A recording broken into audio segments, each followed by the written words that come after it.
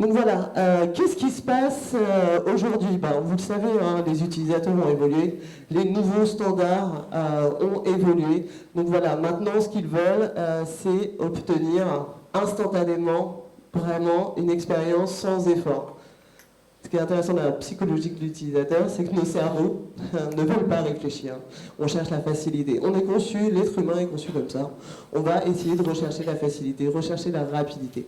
Donc du coup, avec des nouvelles startups qui vont disrupter un petit peu l'industrie, on se rend compte que on s'adapte très vite à ces nouveaux usages et les attentes de consommateurs sont extrêmement élevées. Donc ils sont curieux, ils cherchent des réponses utiles à des petites ou des grandes questions.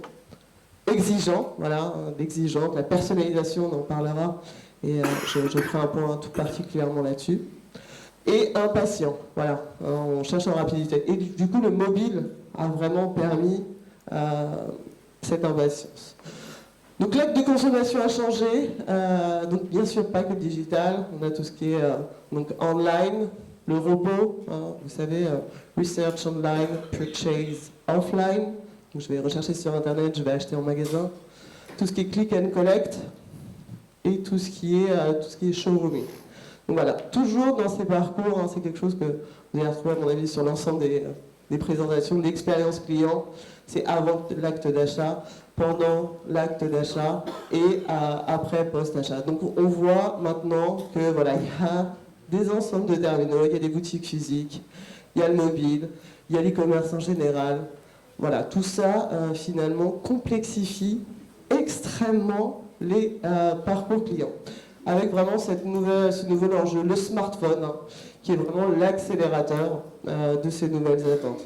Plus de 70% des 18-60 ans possèdent un smartphone, donc maintenant c'est une évidence. J'imagine que tous d'entre vous, vous possédez des smartphones, et c'est un objet très très personnel. C'est quelque chose que vous avez en main, quelque chose que vous n'allez pas partager. Si je vous demandais d'échanger vos smartphones et en plus de donner les codes d'accès, bon, peu de chance que vous le fassiez réellement. C'est vraiment un objet très personnel, un objet du quotidien, encore une fois un objet de l'instantanéité.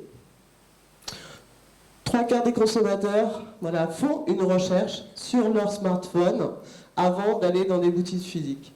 C'est une réalité. Vous le faites tous aujourd'hui, vos consommateurs le font aussi.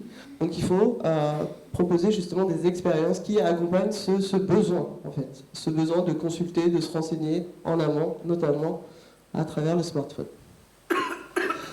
Les ventes maintenant, et ce sont des chiffres qui sont en progression, finalement la part du digital dans les actes de boutique physique représentait donc 13% en 2004. Vous voyez l'évolution, en un peu plus de 10 ans, 49%.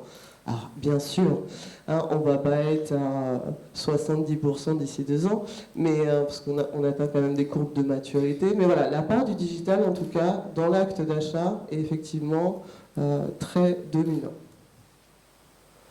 Avec cette multitude de canaux qui s'offrent à nous, que ce soit l'e-commerce, le mobile, le social media, les boutiques physiques, les points de retrait, etc. Ça complexifie les parcours, pour vous, pour nous, en tant que marque. On a vraiment cette difficulté de toucher le consommateur en fonction de ses besoins.